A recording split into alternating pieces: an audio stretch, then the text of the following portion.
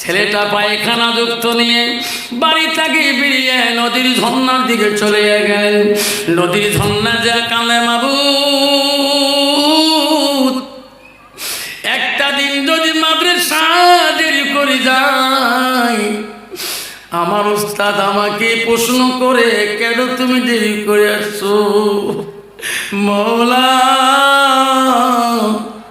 এই পায়খানা শরীর নিয়ে আমি কেমন করে মাদ্রাসায় যাও? নদীর মধ্যে ঝর্ণাতে নামিয়ে পানির সজ্জায় আল্লাহ কাছে কান্দে, আল্লাহ আল্লাহ আমি এই নাপাক শরীরটা আমি কেমন করে নিয়ে যাই? একটা নদীর দোলনা ডুব দেয়। আল্লাহ বলেন, এই ফেরেশতা যা যা, আমার কোরআন উনি হেফাজত করেছে রে।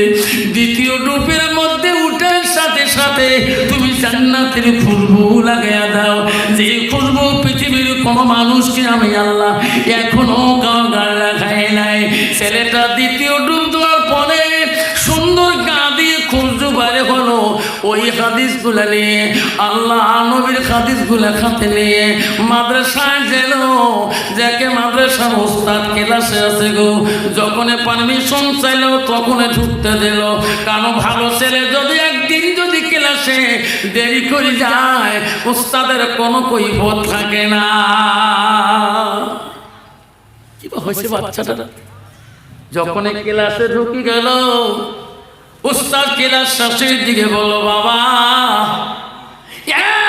বাবা রে,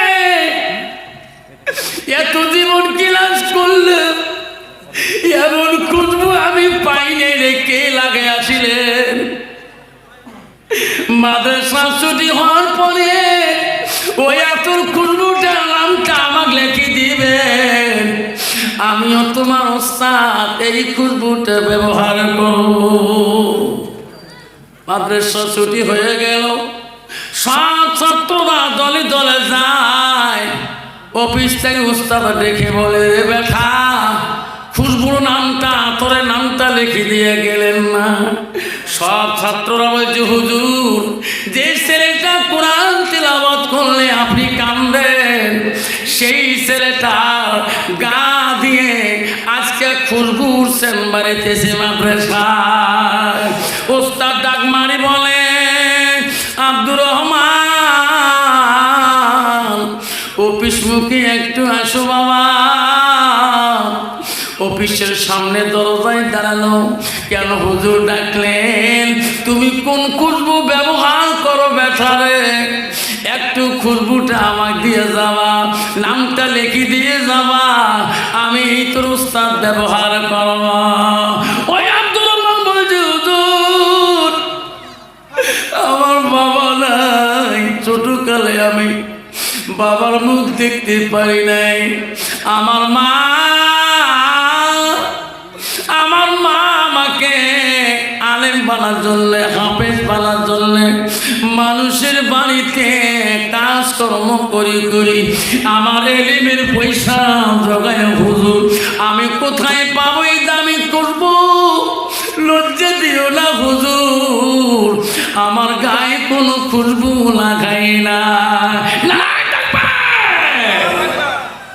হুজুর, আমার বাবা নাই, মা ছোটবেলা থেকে মার আশা আমাকে আলেম বানাবে।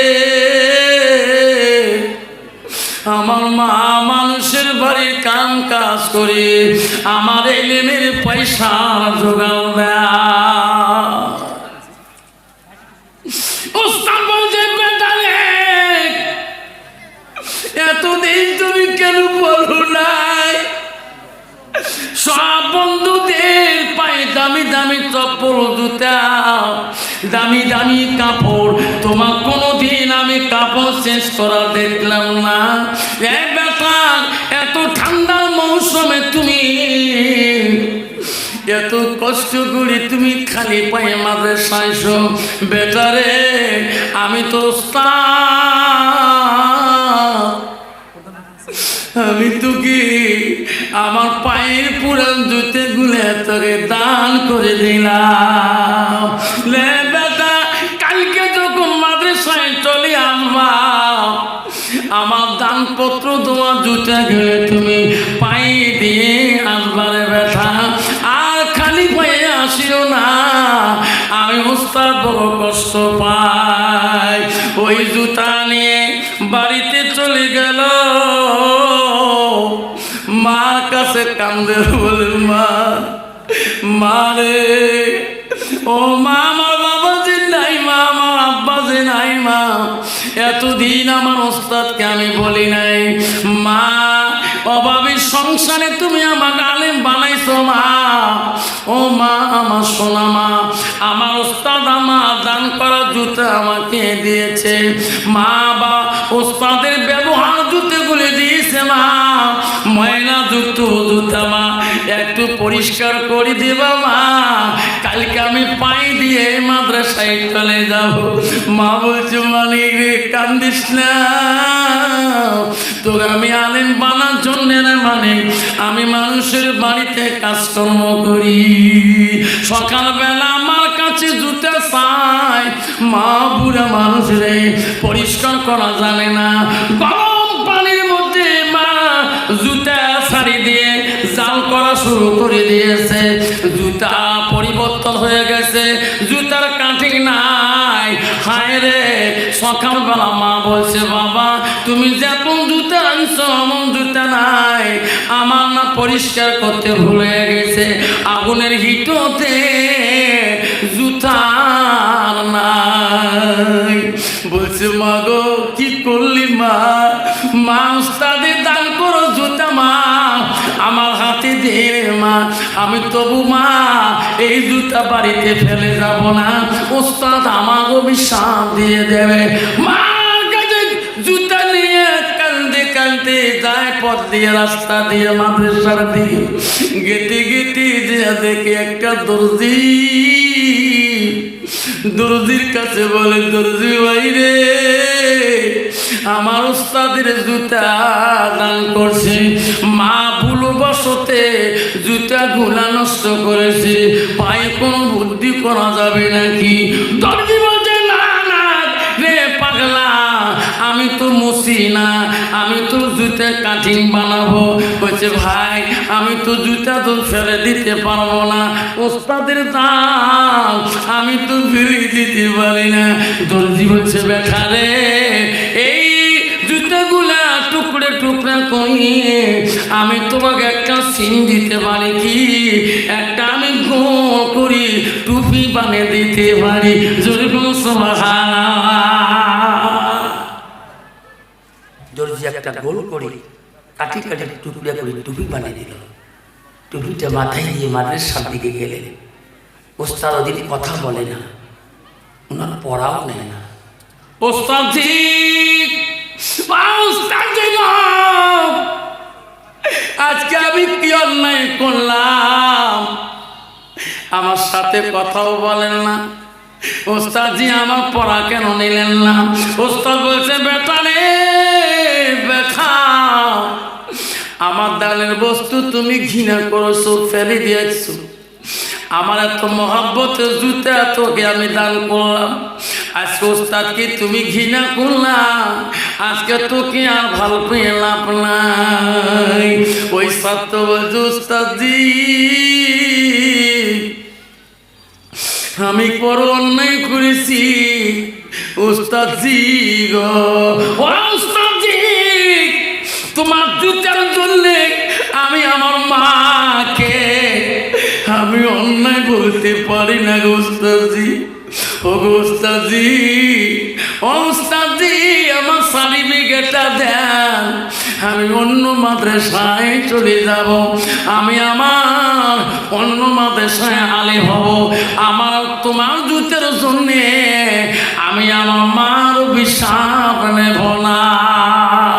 ওস্তাদজি গো আমার মা থাকিয়ে তোমাকে আমি এত সম্মান দিচ্ছি ওস্তাদজি, কি সম্মান বেটা। ওস্তাদজি গো আমি মার পায়ের সন্দের কোনদিন মাথায় বহন করি নাই, মাথায় রাখি নাই। ও ওস্তাদজি তোমার পায়ের জুতা গুলা দর্জির কাছে টুকরা টুকরা করে দেখো আমার মাথার মধ্যে টুপি বানিয়ে নিয়েছি, আমার মাথাকে আমি তোমাকে 2 গুণ এত সম্মান দিলাম ওস্তাদ, আপনি আমাকে নারাজ হয়ে গেলেন, সার্টিফিকেট দিয়ে দেন, আমি অন্য মাদ্রাসায় পড়ব, আমার মাকে আমি অন্যায় বলতে পারবো না। বন্ধুগণ শোনা চান না, আব্বারে মনে রাখেন, আমার বক্তব্য জীবনে আমার মাকে ডেইলি বাধা করেছিল, বাবা ওয়াজ করিস না, আব্বারে বক্তব্য দিবে যাস না কেন মা, আব্বা তোর গালা নষ্ট হয়ে যাবে, হেডমাস্টার তো গালি পড়বে। আমি বলি মা তুই দোয়া করিস মা, আমার গালা কোনোদিনও বসবে না মা। বলতে বলতে মা দুনিয়া থেকে বিদায় নিয়ে চলে গেল রে। আমি গাড়ি কিনলাম 4 চাকা, নতুন গাড়ি নিয়ে গেলাম, বাড়িতে নিয়ে পৌঁছে দিলাম, ড্রাইভার গাড়ি আনলো বাড়ির বাইরে তুলেন, মাদ্রাসার 4-5টা বাচ্চার মাদ্রাসায় দাওয়াত করলাম, আল্লাহ সব মাদ্রাসার বাচ্চারাকে দাওয়াত করলাম, মাদ্রাসা ওস্তাদগণকে দাওয়াত করলাম, গ্রামের ময়মুরব্বি দাওয়াত করলাম, কুরবানি দিলাম, বিয়ের বাড়ির মতন আইটেম করলাম, সব আলিম মুক্তিরা আসিল, বাড়িতে কোরআন তেলাওয়াত করলো, মাদ্রাসার বাচ্চারা বলে আমরা দোয়া করবো রে, এই গাড়ি চড়ি আফসার হুজুর সভা করতে যাবে, জহরের নামাজ মসজিদে সবাই পড়তে গেলাম, মুক্তি সাহেব দোয়া করে দিল, দলে দলে বাচ্চারা আমার বাড়ি মুখে এসে, আমি আগে বাড়িতে আসলাম, বারান্দায় দাঁড়িয়ে দাঁড়িয়ে কান্দি, বড় বেটি বলে আব্বা আজকে আমার একটা খুশির দিন, কান্দিস কে আব্বা, কি হলো তো, এত মানুষকে তুমি ডাকছো, এত মাদ্রাসা তালিম বাড়িতে জায়গা দেয় না, আব্বা তুই কান্দিস কে, আমার ঘরের দরজায় দাঁড়িয়ে তুই কান্দিস কে, আব্বা তুই দাদির ঘরে দরজায় কান্দিস কে, আমি বলছি বেটি রে বাইরে গাড়ি রাখছি, নতুন গাড়ি আমি এখনো চলি নাই, গ্রামের সব মুরব্বী হাত দিয়ে বুলায়, আজকে যদি আমার মাটা বেঁচে থাকতো রে বেটি, আমার মাটা না গাড়িটা বোলাইতো, আজকে আমার মা কেন গাড়ি বোলায় না। বেটি বলছে মা আমি না তোর মা হয়ে আব্বা, আমাকে না তুমি আম্মা করে রাখো, আমি গাড়ি চললে কি তোর শান্তি হবে না। আমি বলছি বেটি রে যেদিন তোর বিয়ে হয়ে যাবে, জামাই মায়া শ্বশুরের মায়া শাশুড়ির মায়া ভুলি যাবা,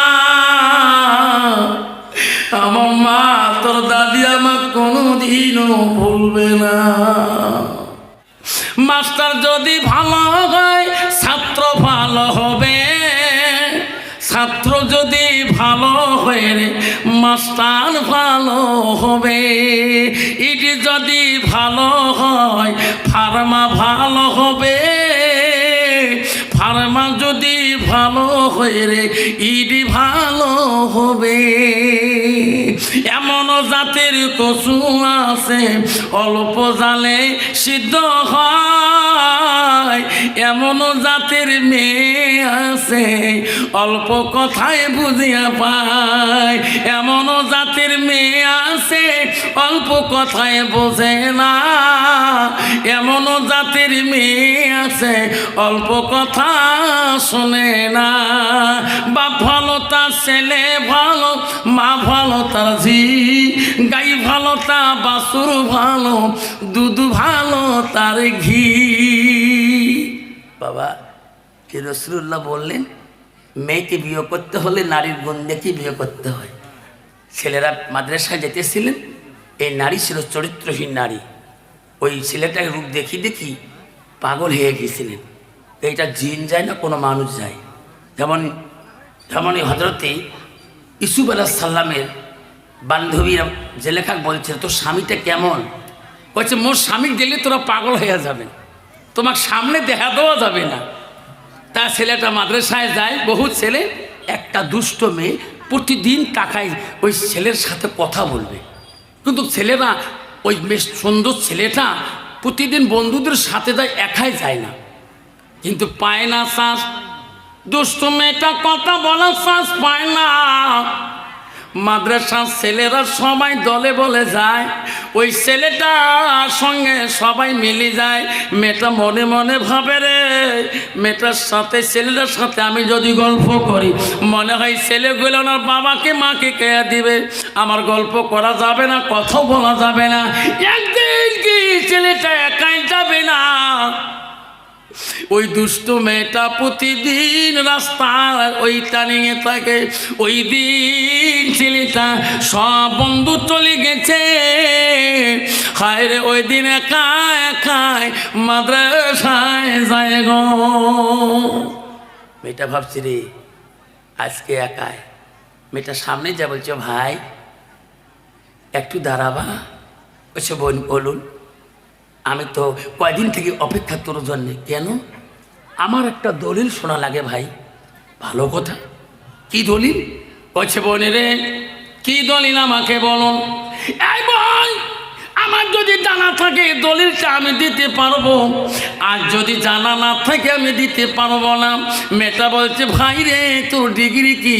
বলছে ও বোনে রে আমি কোরআনের হাফেজ হয়েছি, আমি এখন কিছু দলিল শিখতেছি। ও ভাই আমি দলিল শিখবো, কিছু যাইস না যাই শিখবো। ছেলেটা বলছে ও বোন এখানে বলি দাও, তাড়াতাড়ি বলো।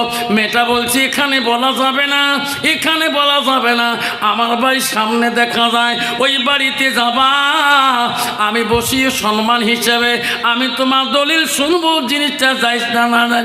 ছেলেটা বলছে বোন আমি একটা কোরআনের হাফেজ, আমি তো তোমাকে চিনি না, আমার সাথে কোনো সম্পর্ক তোমার না, গ্রামের মানুষ দেখলে কি বলবে, পাড়ার মানুষ দেখলে কি বলবে, আমি তোর বাড়িতে যেতে পারবো না। ছেলেটা যাবে না, মেয়েটা জোর পূর্বে নিয়ে যাবে। লাস্টে বলছে ও ভাই রে আজ যদি তোর জন্য আমি একটা পাপ কাম করি, তোর আখেরাতে দায়ী থাকতে হবে। ছেলেটা চিন্তা করলো চলো চলো বোন চলো।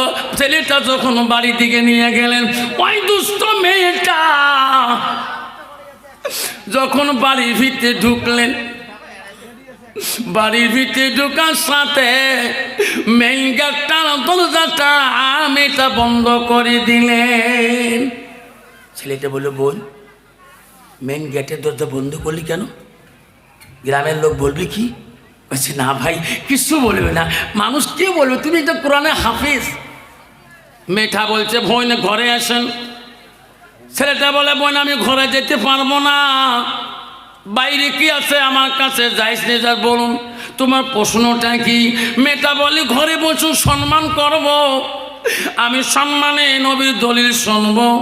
ছেলেটা যখন ঘরে ঢুকলো, মেয়েটা ঘরের দরজাটা লক করে দিল। ছেলে বলল বোন ঘরের দরজা লক করলো কেন? তখন বলছে ভাই রে আমি দলিল নিতে আসি নাই। কেন? এতদিন থেকে এই রাস্তা দিয়ে আমার বাড়ির সামনে দিয়ে মাদ্রাসায় যাও, আমি একদিন একা কথা বলতে সাহস পাই নাই। আজকে আমি দলিল নিতে আসি নাই, তোমার জৈবন লালসার জন্য আমি পাগল, তোমার জৈবনটা আমার উপরে আক্রোশ হয়ে গেছে। ছেলেটা বলছে না বোন মাপ চাই, ক্ষুধার হস্তে আমার ভিতরে 114টা সূরা মুখস্থ আছে। সুবহানাল্লাহ। এই কোরআনের মধ্যে 6666টা আয়াত আছে, এই কোরআনের মধ্যে 114টা সূরা আছে, এই কোরআনের মধ্যে 14টা সিজদা আছে, এই কোরআনের মধ্যে 540টা রুকু আছে, আবার সব মুখস্থ। আমি এই কোরআনকে আমার সিনায় রাখিয়ে আমি তোমার জৈবন পুরো করতে পারবো না। মেয়েটা বলছে যদি তুমি আমার এই জৈবন পুরা না করো, গ্রামের মানুষকে চিল্লাচিল্লি করে আনবো, গ্রামের মানুষ তোমার আর এলে ফতোয়া শুনবে না। শুনবে? গ্রামের মানুষ তোকে দুষবে। আমার বাড়িতে আসছো, আমি মেয়ে যা বলবো গ্রামের মানুষ তাই শুনবে। ছেলেটা বললো বোনের কাউকে ডাকিও না, আমি তোর মনের আশা পূরণ করে দিয়ে যাবো। আমার একটা কথা কি, আমাকে একটু বাথরুমে যাইতে দাও।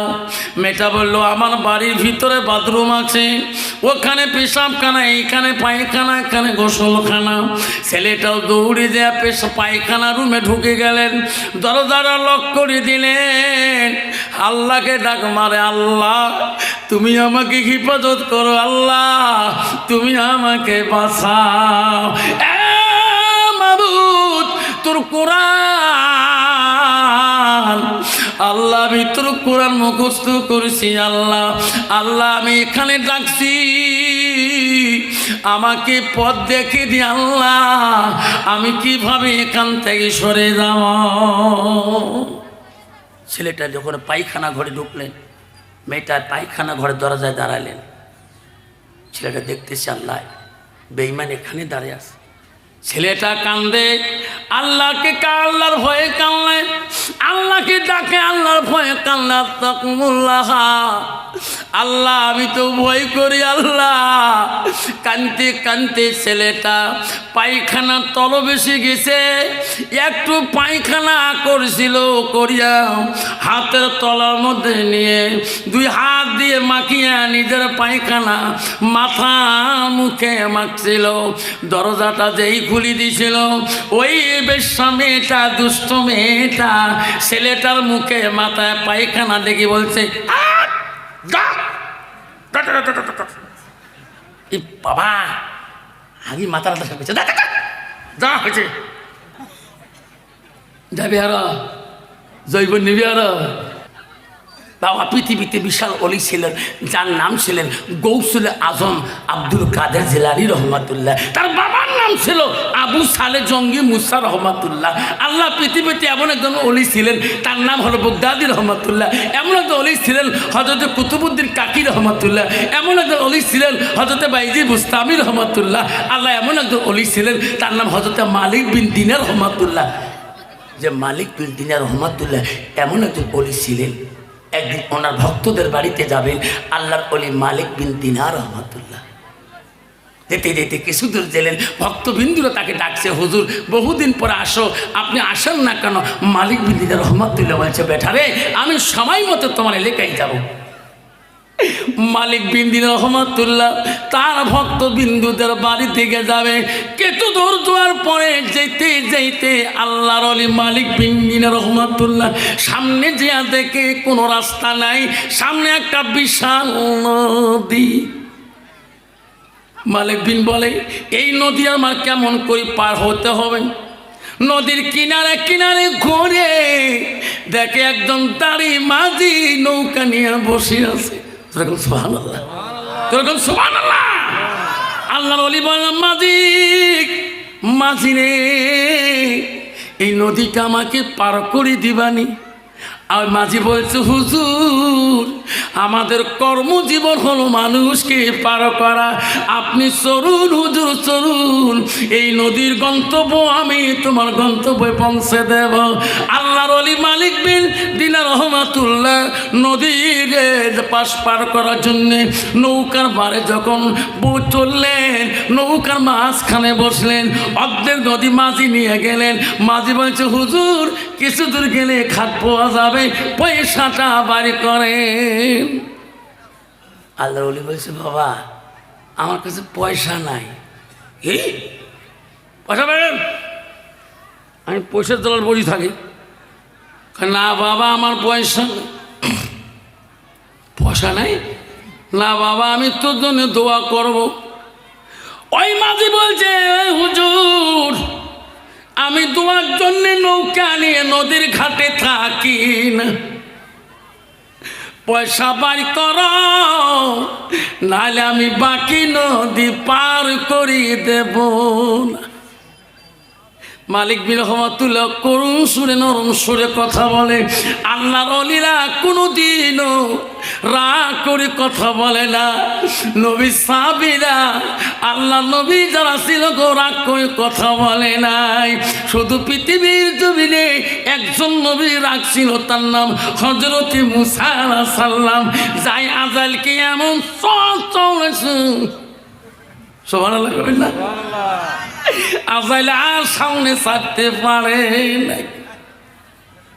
মাবুদ কোথায় পানি দিলি মাওলা রে, আমার চোখ নাই। আল্লাহ বলছে আজান কি লস করলো কে, বেয়াদবি করছিস, মুসাকে সালাম দিস নাই কে? সুবহানাল্লাহ। চিনিস না রে আজরাইল, এই মুসা আমার সাথে তর্ক করে তোক চওড়াতে কতখান লাগে। তখন সুবহানাল্লাহ। হযরত মালিক বিন রহমাতুল্লাহ নারী মাঝে বলে হুজুর পয়সা দাও, পয়সা ছাড়া বাকি নদী আমি পার করবো না। আল্লাহর ওলি বলে বাবা পয়সা নাই বাবা আমার কাছে, আমি তোর জন্য দোয়া করবো, আল্লাহ তোর জীবনে কোনোদিন অনাহার রাখবে না। মাঝি বলছে না, আর একবার যদি পয়সা বান্না করেন হুজুর, নৌকার মধ্যে রশি আছে, হাত বাঁধবো পা বাঁধবো, এই নদীর মধ্যে ফেলে আরে আল্লাহ ওই নদীর প্রাণী যত মাছ, সমস্ত মাছ জনজন্তুরা আল্লাহর কাছে কান্দে, মাবুদ রে তোর ওলি আজকে আমার পানির উপর দিয়ে যায়, আমরা কত ভাগ্যবান। মাবুদ এই নাজি এই দাড়ি মাঝি চেনে না, হুজুরকে গালি দেয়, তোর অলিকে গালি দেয়, সমস্ত মাছ ওই নাওয়ের চতুর্পাশে হা করে আছে। আল্লাহর ওলি হযরতে মালিক বিন দিনার রহমাতুল্লাহ দুই চোখের পানি ছাড়ি দিল, মাঝির মনোভাব ভালো না। আল্লাহর ওলি একটা হাত নাওয়ের উপর থেকে যখন পড়ে গেল, একটা মাছের মুখের মধ্যে দেয়া লাগলো, মাছের মুখ থেকে দিরহাম পয়সা পাইল, মাঝির হাতে দেও। মাঝি রে আমার বান্দিস না, গালি দিস না, নে নে তোর মেহনতের পয়সা। মাঝি বলল আল্লাহ মাছ হামলো, মাছের মুখে হাত দেওয়ার সাথে পয়সা পাবো, ইনি তো এই মানুষ না, আমি কি ভুল করলাম, হুজুর ক্ষমা করে দাও, ক্ষমা করে দাও, আমাকে পয়সা লাগবে না। হুজুর বলছে বেটা রে তুমি তো পয়সার কাঙ্গাল, ও বেটা পয়সা নে, তোর মেহনতের পয়সা নে। মাঝি দৌড়ি যে পা ধরে পড়ে যায়, আর আল্লাহর ওলি মালিক বিন দিনার রহমাতুল্লাহ মাঝিকে সারি দিয়ে আর নদীতে বাকি পার হবে না। ওই নাউটা কি এমন জোরে পানিতে ঝাঁপ মারলেন, আর পা তলাইল না, পানির উপর দিয়ে আল্লাহর ওলি হাইতে হাইতে যায়। জোরে কোন সুবহানাল্লাহ। মাঝি এত জোরে স্পিডে নাও যায়, পায় না, মা নাও নাই এবং যেতে আল্লাহর ওলি মালিক বিন শুকানে যা দাঁড়িয়ে গেল। সুবহানাল্লাহ করবেন না। মালিক বিন রহমাতুল্লাহ বিশাল ওলি ছিল, গেতে গেতে শরীরটা ক্লান্ত হয়ে গেছে, সূর্যের তাপে গা ঘামে গেছে। মালিক রহমাতুল্লাহ বলছে আল্লাহ সামনে যদি কোনো ঠান্ডা জায়গা পাইতাম আমি একটু আশ্রয় নিতাম। গেতে গেতে দেখে একটা বিশাল গাছ। আল্লাহর ওলি মালিক বিন রহমাতুল্লাহ এই গাছের তলায় একটু ঠান্ডা হাওয়া নেওয়ার জন্যে, একটু আরাম করার জন্যে, বিশ্রাম নেওয়ার জন্য একটু চিত হয়ে গেলেন। গাছের পাখিরা বলে মাবুদ বহুদিন থাকি এই গাছে থাকি, মাবুদ রে তোর অলিক দেখা পাই নাই, আজকে পাইলাম। আমরা কত ভাগ্যবান পাখি আল্লাহ, তোর অলির সাথে আমরা খেলাধুলা করবো। সুবহানাল্লাহ।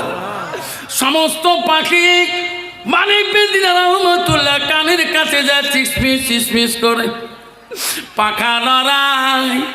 আল্লাহর ওলি সহ্য করতে পারে না, পাখি রে পাখি আমাকে একটু আরাম করতে দাও। এই পাখি আমি বড় ক্লান্ত, আমার কানের কাছে চিসমিস করিও না। পাখিরা বেশি আনন্দ করে, মালিক বিন দিনার রহমাতুল্লাহ একটু রাগ উঠিয়া যায়। এই পাখি তোরা চেনো না আমি কে? এই কইছে আমি কে?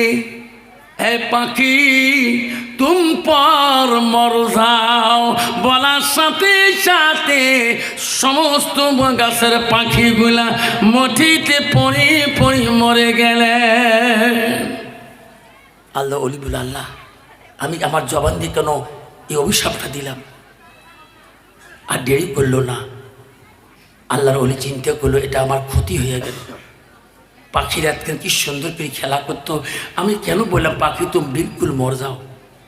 ওখানে দেরি না করে কিছু দূর যাওয়ার পরে আল্লাহর অলি মালিক রহমাতুল্লাহর পিপাসা ভাব আসি গেল।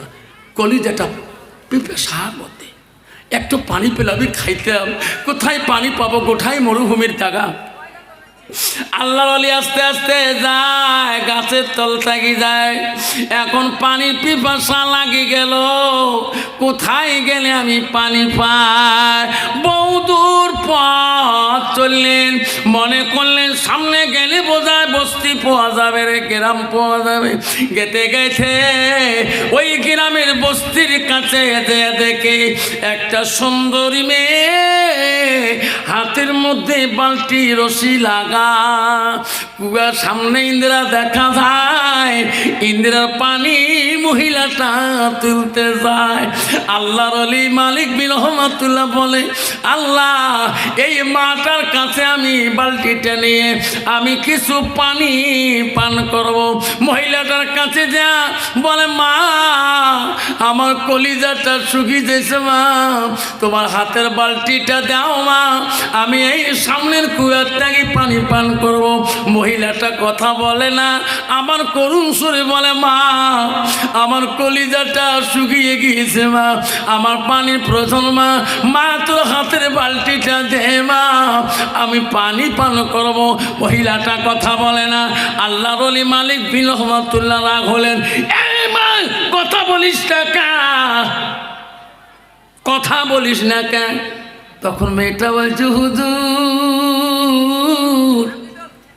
গাছের পাখি পান নাই। সুবহানাল্লাহ কই না? ওগো হুজুর গাছের পাখি পান নাই, তোমার আগে অভিশাপে মারা যেতে পারে। আমি আল্লাহ সেই বান্দি, তোমার আগে আমার কিছুই করতে পারবে না।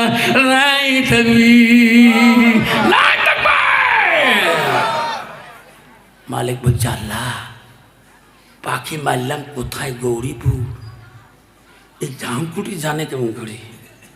এই ফির করলি কত বাবা, আর পিপাসার ভাব থাকবে, শেষ। আর সেটা আর পানি চাই না, আর পাল্টিও চাই না। তো মা এই এলিম করে শিখলো মা। বলছে, হুজুর আমার ওস্তাদ আছে গো হুজুর, আমার উস্তাদের কাছে আমি শিখিয়েছিলাম, আল্লাহ আমাকে এলেম আমাকে দান করছে। বলছে, হুজুর কেন? মালিক বিন রহমাতুল্লাহ বলছে, মা আমি তোমার উস্তাদের সাথে দেখা করতে পারবো কি? মেয়েটা বলছে, হুজুর আমি পারমিশন নেব, যদি পারমিশন দেয় তাহলে দেখা করতে পারবে। বর্তমান যুগের নারীরা, মা বোনেরা শুনি রাখো মা, ও কুটির মা বোনেরা, কলোনির মা বোনেরা, ও মা শুনি রামরা কুটির মা বোনেরা, আল্লাহ নবী কি বললেন?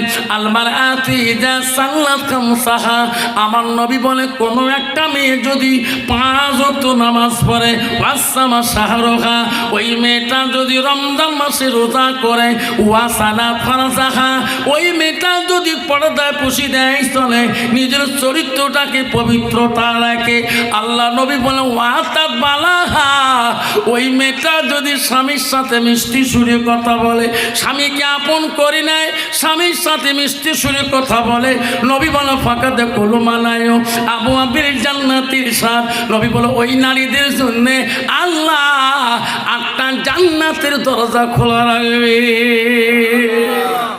অন্ত বাবা, বর্তমান যুগের নারী স্বামী বাড়ি গেলে মিষ্টি সুরে কথা কয়,